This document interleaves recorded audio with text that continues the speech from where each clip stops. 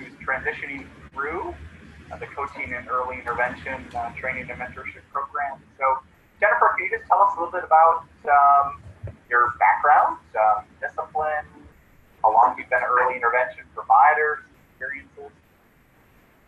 I have worked with her since the fall of 2000. I was basically a developmental interventionist, and I worked actually in a center-based program doing center-based early intervention services in groups. And about 6 years ago, I went back to grad school and became a speech therapist. So I have been, so I have worked in early intervention as a DI and now as SLP. Yeah. Great background. Yeah. To kind of. So I've seen a lot of. Yeah. So you are in cohort 6. So that was our first bluegrass pilot site in first cohort in the bluegrass pilot site. And I believe you are just exiting fidelity. So you have by now reached fidelity and are really exiting the program altogether. Correct? Awesome. Yes.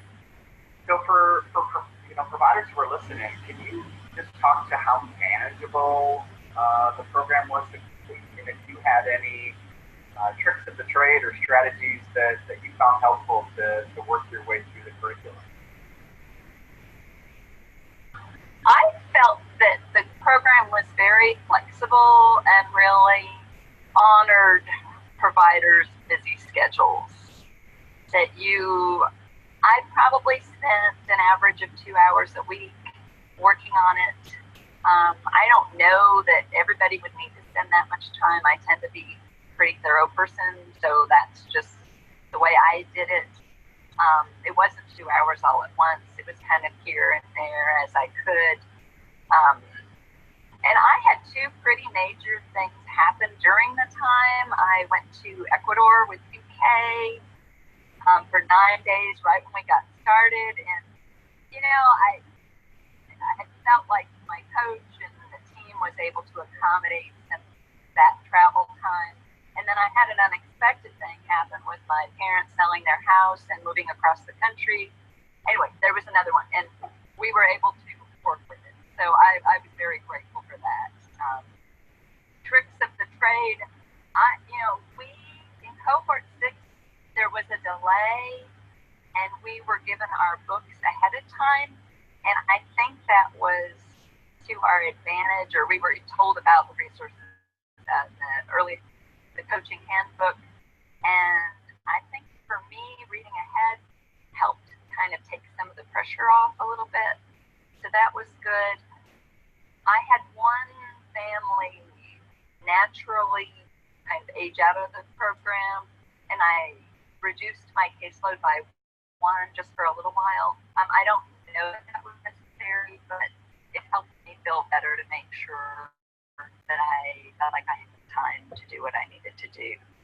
Though I would caution someone about going too low, because you want to have enough families to choose, for videotaping. You don't want to just have a couple of families. You want to have as many as possible for that. Okay. Great. So now that you've essentially completed the program, can you reflect and share how your interactions with children and families have changed during early intervention?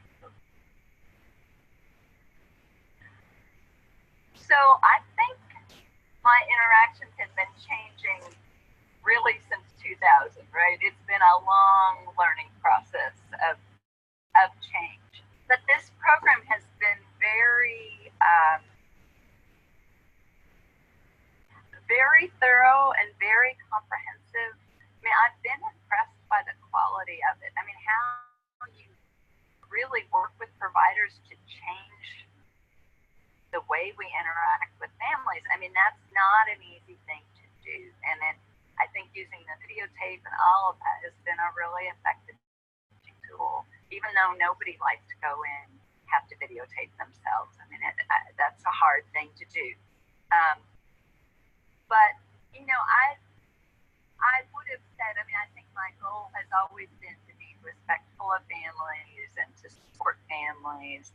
But I feel like that has increased with this coaching process, you know, really putting families in the driver's seat and respecting their perspective has been a shift for me, and I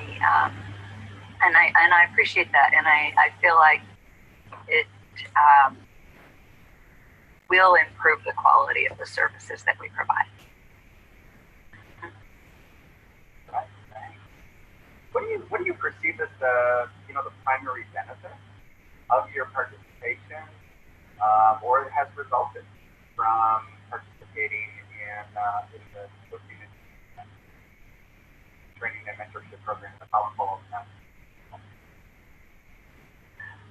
Well, this may sound obvious, but if you participate in this program, you will learn how to coach. I mean, I don't think you can go through the program and not learn how to do that. And that's a great thing. I mean, the whole early intervention community has been moving toward the consensus that coaching is really what we need to be doing while we provide early intervention services. There's not a question about that. The problem is that none of us were trained to do that.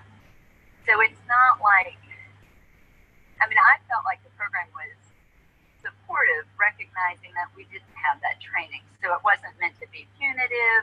I mean, it was very much supportive with the idea that we all succeed. I remember, I was thinking back about coaching, and I remember when talks went live, you know, before we had, you know, because for a while, you know, a long time, we didn't have any kind of computer system. But I remember going to UK for the training, because I'm in the Bluegrass District, and we learned how to do the training. But at the end, Christy Lunsford, who was the technical assistant for the Bluegrass region at the time, she held up a coaching book. It was the Coaching Families and Early Intervention. It was a precursor to this coaching handbook.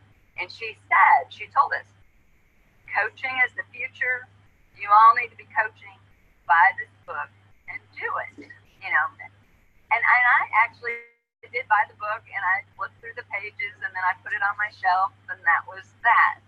So that training, and that was a nice little introduction, but we needed more training than that. And I think it's exciting. I mean, honestly, I do think it's exciting that Kentucky got this grant, and that Kentucky's putting the resources into training providers. I mean, it really is an opportunity.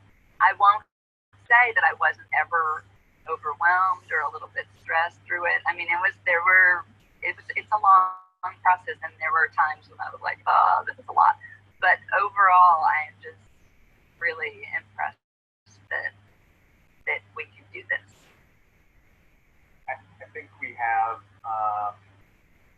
we tried also right after that period of time to do actually contracted with folks in North Carolina and had Matt Brock do a coaching kind of online training module, and we hoped that would lead to the wave of coaching. But now everything we know about implementation science and adult learning principles, we've really tried to develop a program that is, like you said, supportive of growth and sustained mentorship to allow for that change in behavior. And we're seeing great things from the providers, and are happy to hear that some of that is also really being felt by the providers who are going through.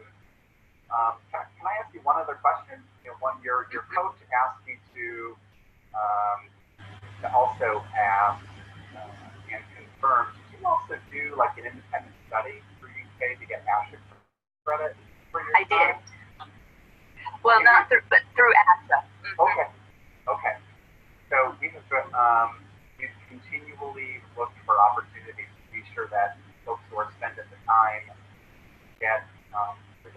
documents the amount of hours that the state use and those kinds of things. And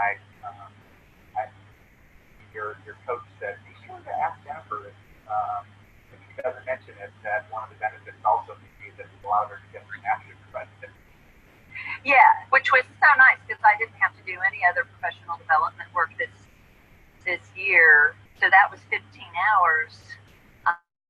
And I paid $50 for, as a speech therapist, you have to go through this little process. But to have somebody submit the paperwork for me. So, but that's great. Yeah. And made it possible because it would have been really hard to do this plus the regular professional development stuff.